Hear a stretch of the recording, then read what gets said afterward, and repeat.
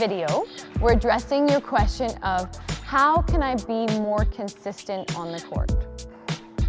Now that is a big and lofty question because all players from very beginners up to the pros are constantly working on their consistency because that's a key element to being a strong badminton player, especially now with the game switching to rally points because every single rally counts. You don't want to mess up your serve, you don't want to mess up any of your shots during the rally. But you still need to be aggressive enough and proactive enough to be trying to win the points. So I've got 3 helpful tools to help you address this challenge. The first tool to address consistency on the court, technical aspect of your preparation for your shots. A lot of people think when they want to play more consistent that they need to slow down their swing in order to hit the shuttle more cleanly or more carefully. But actually, if you slow down your swing, it's going to change the whole dynamic of your technique. So I don't recommend slowing down your swing, but what I do recommend is steadying your preparation. That means steadying your target arm before you hit at the back line, getting the arm steady and solid before you start your swing, and also steadying your racket at the back line.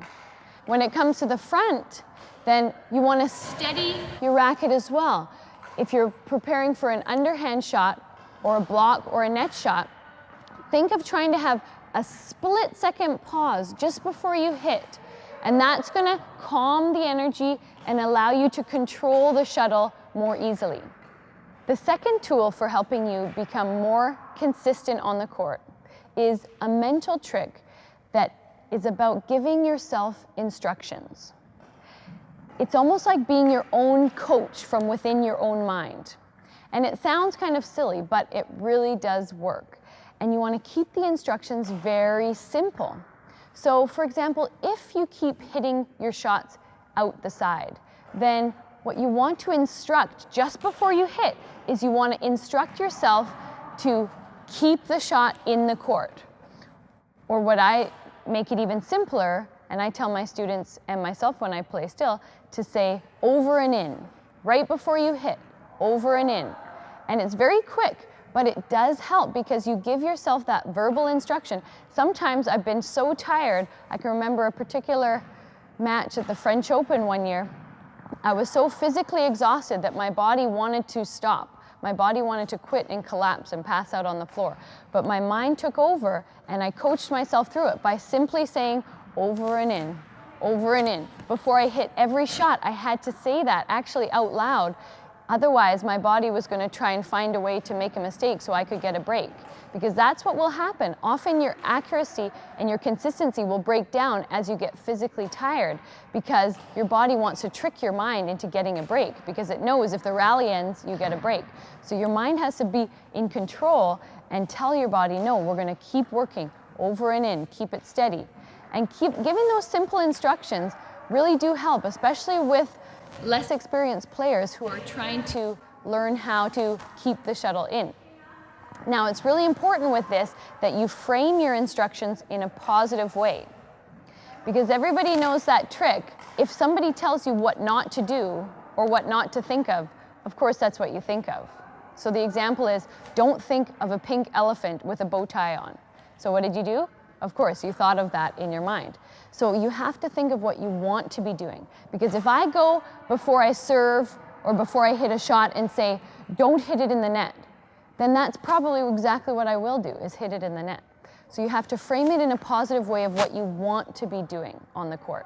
So that's why over and in, or picturing exactly where you want your serve to go, exactly where you want your smash to land, telling yourself where that should go, giving those instructions, will really help your consistency. The last component to this, on how to play more consistent, is to enlarge your target area.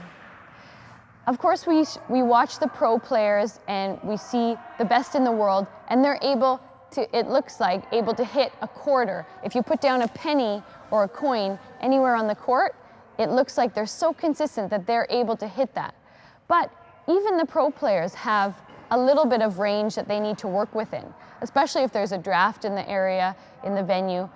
So the pro players might give themselves maybe a foot of margin, but if you're a recreational player, even just starting out and having trouble keeping the shots in the court, then I say make that area even bigger. So for example, if you're trying to clear to the back of the court, instead of aiming exactly for the back corner, just make it this whole entire area. Start with that, and then you can narrow it down as you build your confidence and as you feel more consistent. Likewise with your smash.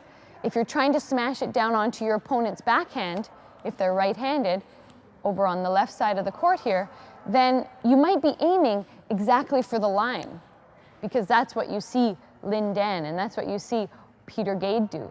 But you have to build it up and understand your level. Start with what's possible, aiming for this half of the court. And then once you get that steady, then aim for the quarter of the court. And once you feel comfortable with that, then you can narrow it down. But that's going to help build up your confidence, because if you go right for the line and go right for the specific shots, then you're going to have some faults, some mistakes, and that's going to shake your confidence. So better to build up on the positive and narrow it down. So go out, try these tips on the court. Let me know in the comments below how it works out for you. See you in the next episode.